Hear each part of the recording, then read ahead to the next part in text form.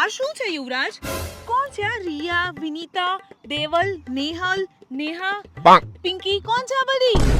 કોઈકને કીધું છે કે સોમવારે મળીએ, કોઈકને કહે છે કે મંગળવારે મળીએ, કોઈકને કહે છે બુધવારે મળીએ. આખા અઠવાડિયાનો પ્લાન તું સેટ કરીને બેઠો છે કોણ આ બધી? ये फंस गया सीएम।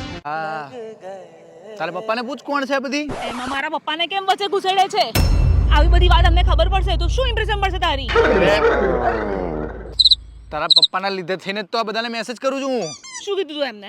તારા પપ્પા તારા ભાઈ માટે છોકરી શોધે છે ને, તો એકલા હાથે બિચારા કેટલું શોધે. તો એમણે મને કીધું કે જમાઈ રાજા કંઈક હોય તો મદદ કરજો.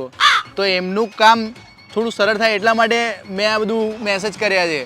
સારા ઘરની સંસ્કારી સુશીલ છોકરી, તો એને શોધવા માટે પહેલાં પોતે જાણવું તો પડે ને કે સારી છે કે નહીં. તો મળ્યા વગર કીધું ખબર પડે સારી છે કે નહીં.